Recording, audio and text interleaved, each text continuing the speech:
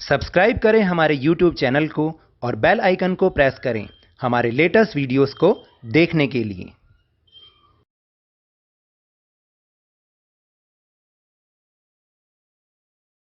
Hello and welcome to Lavneesh Sir की class. This is Directorate of Education, National Capital Region, Delhi's worksheet number 81, and it is only for 9th class students. It has taken from the subject Social Science Geography, and we will revise chapter number 5, Natural Vegetation and Wildlife in this worksheet. So students, ये है review worksheet number 3. आपको याद है last worksheet में भी हमने इसी lesson को रिवाइज किया था. So without wasting our time let's start and understand with me. So questions are from 1 to 5 with very short answers. Answers them in one word, verse और मैक्सिमम 30 वर्ड्स. तो देखिए क्वेश्चन नंबर 1 to 5 बहुत ही very short answer type questions हैं. इनके answer या तो आपको वन वर्ड में, या वर्ड्स का मतलब होता है वन सेंटेंस, या मैक्सिमम 30 वर्ड्स में इसको आंसर करना है. So the first question is, write an important feature of the mangrove forests or vegetation. तो आपको मैंग्रोव वनों का एक important feature बताना है. So answer is the roots of mangrove trees are always submerged in water. यानी जो mangrove forest के जो ट्रीज होते हैं वो उनकी जो जड़ें होती हैं वो हमेशा पानी में डूबी रहती हैं. Then question number 2, Cinchona trees are found in the area of the rainfall. यहाँ पे 4 options हैं. more than 100 centimeter, B 70 centimeter, C 50 centimeter और D less than 50 meter. यानी जो सिंकोना ट्रीज होते हैं वो किन एरियाज में पाए जाते हैं जहाँ पर रेनफॉल 100 सेंटीमीटर से ज़्यादा होती है, 70 सेंटीमीटर होती है, 50 सेंटीमीटर होती है, या 50 सेंटीमीटर से कम. So the right answer is A, more than 100 centimetre, क्योंकि ये एवरग्रीन फॉरेस्ट का ट्री है. Now question number 3, consider in context of tropical deciduous forest. यानी आपको ट्रॉपिकल डेसिडियस फॉरेस्ट से संबंधित इन बातों को देखकर बताना है कि इसकी कौन सी ऑप्शन सही है. So statement 1 is, these forests are also called monsoon forests. In forest को monsoon forest कहा जाता है. And statement 2, these forests are found in the areas where the annual rainfall is less than 70 centimeter. यानी ये forest जो है वहाँ पाए जाते हैं जहाँ पर वार्षिक वर्षा जो है 70 सेंटीमीटर से कम होती है. तो अब आपको बताना है कि which statement is or are correct. Statement 1 only, B option is statement 2 only, C option is both statements are true, and D option is both statements are not correct. तो कौन सी ऑप्शन सही है? Right answer is A, statement 1 only, क्योंकि देखिए इनको monsoon forest तो कहा जाता है, यही बिल्कुल सही है. जो दूसरी स्टेटमेंट है कि ये लेस देन 70 सेंटीमीटर वाले एरिया में होते हैं, नहीं, ये मोर देन 70 सेंटीमीटर वाले रेनफॉल वाले एरियाज में होते हैं. Now question number 4, name the forest which are most wide spread in India. यानी आपको उन फॉरेस्ट का नाम बताना है जो इंडिया में ज़्यादातर हिस्सों में फैले हुए हैं. A is tropical deciduous forest, B thorny forest, C montane forest, D tropical evergreen forest. यानी डेसिडुअस पर्णपाती वन, या कंटीले वन, या पर्वतीय वन, या फिर सदाबहार वन. तो right answer is tropical deciduous forest. तो इंडिया के मोस्ट ऑफ द पार्ट में जो ट्रॉपिकल डेसिडियस फॉरेस्ट हैं वही वाइड स्प्रेड हैं, फैले हुए हैं. Now question number 5, which union territory of India has the lowest area in terms of forest. तो आपको बताना है इन 4 में से कौन सी यूनियन टेरिटरी में एरिया वाइज जो फॉरेस्ट हैं वो कम है, सबसे कम है. दिल्ली, चंडीगढ़, अंडमान निकोबार आइलैंड्स, या Daman Diu. So right answer is Delhi with 12%. Now source based question, read the given paragraph carefully and answer the following question.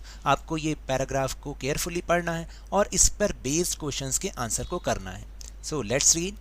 Our country India is one of the 12 mega biodiversity countries of the world. यानी हमारी India दुनिया के 12 जो biodiversity का मतलब होता है जैव विविधता वाली कंट्रीज में से एक है.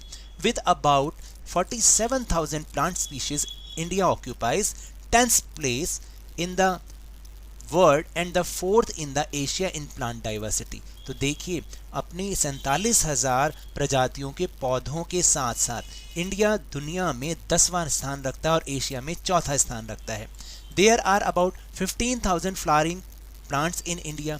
यहाँ पर देखिए 15,000 से ज़्यादा फ्लावरिंग प्लांट इंडिया में पाए जाते हैं, which account for 6% in the world's total number of flowering plant. तो दुनिया के जो 6% जो हिस्सा है फ्लावरिंग प्लांट का, फूलों वाले पौधों का, वो हमारे देश भारत में पाया जाता है।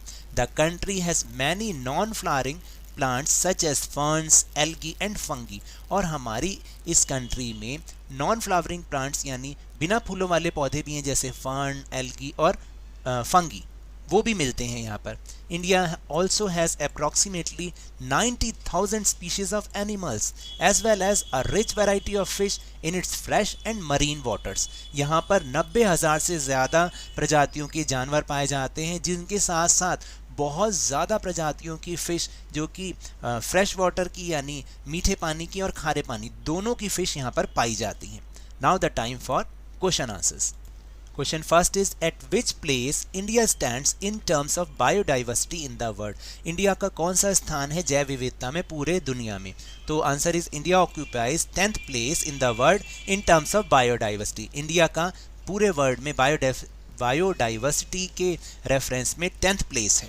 Second is how many types of vegetation are found in India? India में कितने प्रकार की वेजिटेशन या प्लांट्स पाए जाते हैं? About 47 plants are found in India. Third is write the names of any 2 non-flowering plants found in India. 2 बिना फूलों वाले पौधे बताइए जो इंडिया में पाए जाते हैं, that is ferns, algae and fungi. And last is explain the statement India is a country with biodiversity based on the above paragraph. तो ऊपर जो हमने पैराग्राफ पढ़ा उसके आधार पर आपको बताना है कि India is a country with biodiversity, यानी इंडिया जो है वो एक जैव विविधता वाला देश है। इसको आपको एक्सप्लेन करना है। तो आप क्या क्या चीज़ें रखेंगे उसमें? About 47,000 plant species, about 15,000 flowering plants and approximately 90,000 species of animals have found in India. तो देखिए इन इतनी सारी चीज़ों के मिलने के कारण हमारा जो इंडिया है वो बायोडाइवर्सिटी वाली कंट्री कहलाता है। Now question number 7, what are the factors responsible for huge diversity in flora and fauna in India? तो आपको ये बताना है कि इंडिया में जो फ्लोरा एंड फौना है यानी प्राणी जगत और कौन सा पौधे वाला जगत, मतलब पौधों और जो जीव जंतु हैं उनके मामले में इंडिया में ह्यूज डाइवर्सिटी पाई जाती है, उसके लिए कौन से फैक्टर्स रिस्पॉन्सिबल हैं? तो बहुत सारे फैक्टर्स रिस्पॉन्सिबल हैं। मैंने यहाँ पर 5 लिखे हैं। आप अगर ये 3 मार्क्स का क्वेश्चन है तो 3 लिखिए, 5 मार्क्स का है तो 5 आपको फैक्टर्स लिखने हैं। जैसे first factor is land. Land has a direct and indirect effect on vegetation. तो देखिए लैंड का, क्योंकि आपको पता है हमारे इंडिया में जो लैंड है उसमें भी डाइवर्सिटी है, कहीं माउंटेन्स हैं, कहीं प्लेट्यूज हैं, कहीं प्लेन्स हैं, कहीं आइलैंड हैं, कहीं कोस्टल एरिया है। तो जैसा लैंड होगा वहाँ का इफेक्ट, उसका इफेक्ट जो है वेजिटेशन पर भी पड़ेगा और जो वहाँ पर जितने भी एनिमल्स वगैरह हैं उन पर भी उसका इफेक्ट पड़ेगा। Then second is soil. Different types of soils in different places form the basis of different type of vegetation. तो देखिए हमारे यहाँ पर सॉइल्स में भी डाइवर्सिटी है, अलग अलग प्रकार की सॉइल मिलती है। तो जैसी सॉइल होगी उसके बेसिस पर वहाँ पर वेजिटेशन भी होगी। Third is temperature. टेम्परेचर भी बहुत ज़्यादा रिस्पॉन्सिबल है huge diversity in flora and fauna के लिए। Every plant needs a favourable temperature for germination, growth and reproduction. यानी हर प्लांट को एक अलग क्लाइमेटिक कंडीशन चाहिए, एक अलग टेम्परेचर चाहिए उसको जर्मिनेशन के लिए, ग्रोथ करने के लिए और दोबारा से और बढ़ने के लिए। Due to high temperature and humidity in the hot belt a wide variety of plants grow. और क्योंकि आप जानते हैं हमारा इंडिया में जो हाई टेम्परेचर रहता है, बहुत सारी जगहों पर ह्यूमिडिटी रहती है, तो इससे क्या होता है बहुत सारे प्लांट्स वहाँ पर ग्रो करते हैं। Then sunlight. Trees grow early in the summer season due to prolong sunlight. यानी देर तक जहाँ पर सनलाइट रहती है और ख़ासतौर से गर्मी के सीज़न में तो ट्रीज़ बहुत जल्दी जल्दी ग्रो करते हैं, तो वहाँ पर वेजिटेशन भी उसी हिसाब की होगी। Then rain. Large trees are found in density in areas with heavy rainfall. तो देखिए जहाँ पर हैवी रेनफॉल होती है तो वो और जहाँ पर कम रेनफॉल होती है उसके कंपैरिजन में जहाँ हैवी रेनफॉल होती है वहाँ पर हमेशा आपको लार्ज ट्रीज़ जो मिलेंगे, बहुत बड़े बड़े वृक्ष मिलेंगे और काफ़ी डेंसिटी में मिलेंगे। तो ये जो सारे फैक्टर्स हैं वो रिस्पॉन्सिबल हैं इतनी सारी डाइवर्सिटी के लिए। Then question number 8, why do western slopes of western ghats of India have more dense vegetation than eastern slopes? तो देखिए हम बात कर रहे हैं वेस्टर्न स्लोप्स की, यानी सॉरी वेस्टर्न घाट की। तो वेस्टर्न घाट के दो स्लोप्स हैं, एक को हम वेस्टर्न स्लोप कहते हैं और एक को हम ईस्टर्न स्लोप कहते हैं।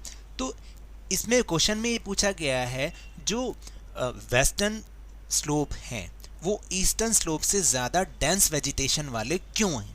तो इसका रीज़न बहुत बड़ा रीज़न है। देखिए क्या रीज़न है। The western slopes of the Western Ghats get heavy rainfall from the Arabian sea branch of the south west monsoons because they lie on the leeward side of the Western Ghat. जो Western घाट के western slopes हैं यानी पश्चिमी ढलान है, वहाँ पर हमेशा हैवी रेनफॉल होती है। क्यों रेनफॉल होती है? देखिए क्योंकि वहाँ वो जो साइड है वो लीवर्ड साइड का मतलब हिंदी में हम बोलते हैं पवनाभिमुख ढाल, यानी जिस साइड पर हवाएं चल रही हैं, मानसूनी हवाएं, वो उसके अगेंस्ट खड़े हुए हैं, जिनसे हवाएं टकराकर वहीं पर बहुत सारी वर्षा वो कर देती हैं। तो इसलिए जो वेस्टर्न स्लोप्स हैं वहाँ पर हैवी रेनफॉल होती है। It helps in the development of thick forest, और ये बहुत सघन और डेंस वेजिटेशन को बढ़ाने में बहुत मदद करती है। On the contrary the eastern slopes of the Western Ghats lie in the rain shadow area. और देखिए बिल्कुल इसका उल्टा, जो ईस्टर्न स्लोप्स हैं वेस्टर्न घाट के वो रेन शेडो एरिया में होते हैं। रेन शेडो एरिया का मतलब होता है जहाँ पर, अब मैंने एक शब्द बोला पवनाभिमुख और एक होता है पवनाविमुख, यानी वहाँ पर जो बड़े बड़े पहाड़ हैं या पठार हैं वो उसी दिशा में जिस दिशा में मानसूनी पवनें चल रही हैं, तो पवनें उनसे टकराती नहीं बल्कि उनसे आगे निकल जाती हैं और वहाँ पर वो एरिया सूखा रह जाता है। इसलिए क्या होता है, therefore due to lack of rainfall this region is deprived of vegetation. और ये जो एरिया ईस्टर्न स्लोप्स हैं वहाँ पर इतनी ज़्यादा वेजिटेशन नहीं है, तो ये इसका रीज़न है। Then question number 9, see the following map and find out why some states have more forest cover। तो आपको ये मैप देख के बताना है। देखिए यहाँ पर दिखाई भी दे रहा है आपको, और ये रीज़न फाइंड आउट करना है कि कुछ स्टेट्स में इतने ज़्यादा फॉरेस्ट कवर क्यों है, मतलब वो पूरे फॉरेस्ट से क्यों ढके हुए हैं। तो उसके रीजंस क्या हैं? देखिए एक तो टेम्परेचर, जैसे मैंने पहले बताया, due to high temperature and humidity a wide variety of trees and plants grow in the hot belt. जो हॉट बेल्ट है हमारी, जैसे हम हिंदी में बोलते हैं ना कटिबंध बोलते हैं उनको, तो जो हमारी हॉट बेल्ट है वहाँ पर टेम्परेचर भी हाई रहता है, ह्यूमिडिटी भी हाई रहती है। तो ऐसे में जो वहाँ पे बरसात भी बहुत होती है, तो ट्रीज़ जो हैं वो बहुत ज़्यादा ग्रो करते हैं। फिर रेनफॉल, मैंने आपको एक और रीज़न अभी पहले भी बताया था, रेनफॉल जहाँ पर ज़्यादा होती है वहाँ पर हमेशा आपको डेंस वेजिटेशन मिलेगी। Then sunlight, trees grow early in the summer season due to prolong sunlight. और अगर आप देखेंगे ना यहाँ पर इस एरिया में बहुत ज़्यादा सनलाइट भी है, टेम्परेचर भी यहाँ पर हाई और ह्यूमिडिटी वाला रहता है, और रेनफॉल भी। और रेनफॉल तो यहाँ पर भी देखिए, जो नॉर्थ ईस्ट इंडिया है हमारा, यहाँ पर भी ये वेजिटेशन या फॉरेस्ट कवर बहुत ज़्यादा है, इसीलिए क्योंकि रेनफॉल बहुत ज़्यादा होता है। तो ये 3 रीजंस हैं जिनके कारण सम स्टेट्स, देखिए फिर मैंने लिखा भी है, due to above said reasons some states have more forest cover. Then question number 10, a large number of animal and plant species endangered in India, give reasons with example। बहुत सारी संख्या में जो स्पीशीज ऑफ प्लांट्स और animals हैं वो बहुत जो है इस समय खतरे में हैं, वो ऐसा क्यों? तो उसके बहुत सारे रीजंस हैं। जैसे प्लांट्स के लिए देखिए, clearing of forest for locating industries, urban development, construction of roads and dams. यानी बहुत सारी प्लांट्स तो इसलिए ख़त्म हो गए क्योंकि जंगलों को ख़त्म किया जा रहा है, किस लिए? इंडस्ट्रीज़ को सेटअप करने के लिए, शहर बसाने के लिए, रोड बनाने के लिए और बांध बनाने के लिए।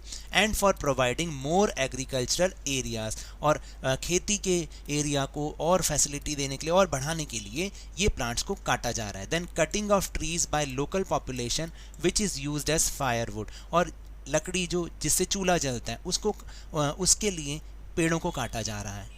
फिर एनिमल्स क्यों लॉस्ट हो रहे हैं? Loss of habitat due to clearing of forest, क्योंकि फॉरेस्ट खत्म हो रहे हैं इसलिए जो जंतुओं का, अजीब जंतुओं का आवास है वो भी खत्म होता जा रहा है। Then hunting and poaching by man, और जो इंसानों के द्वारा हंटिंग की जा रही है, शिकार किए जा रहे हैं, उनके कारण भी एनिमल्स की स्पीशीज़ जो है वो ख़त्म हो रही है। Then killing animals for fur, skin, medicinal purpose, making of decoration piece ivory horn and antlers and to make woollen clothes. और देखिए क्या होता है, जानवरों को क्यों मारा जा रहा है, उनके फर के लिए, स्किन के लिए, मेडिसिनल पर्पस के लिए, और यहाँ तक कि उनकी चीज़ों से ना डेकोरेशन पीस बनाए जाते हैं, जैसे हाथी दांत की चीज़ें होती हैं, सींग होते हैं, 12 सींगे के सींग होते हैं, और या वूलन क्लोथ्स बनाने के लिए। तो ये कुछ रीजंस हैं जिनके कारण जो इंडिया में लार्ज नंबर ऑफ स्पीशीज़ और प्लांट्स हैं वो इस समय खतरे में पड़े हुए हैं। So now that's all for this worksheet. अगर मेरे इस तरह समझाने से आपको थोड़ा सा भी समझ में आया हो तो इस चैनल को ज़्यादा से ज़्यादा सब्सक्राइब कीजिए, लाइक कीजिए और बहुत ज़्यादा शेयर भी कीजिए, और हम मेरे साथ इसी तरह आसानी से वर्कशीट को समझते रहिए, लेकिन ध्यान और मन लगाकर पूरी मेहनत और लगन के साथ पढ़ते रहिए। And if you want to defeat corona virus then please wear a mask, और जब भी अवेलेबिलिटी और जब भी पॉसिबिलिटी हो इसकी वैक्सीनेशन अवश्य कराएं, क्योंकि कोरोना को हराना है और ज़िंदगी को एक बार फिर से सुहाना बनाना है। इसी उम्मीद के साथ थैंक यू वेरी मच।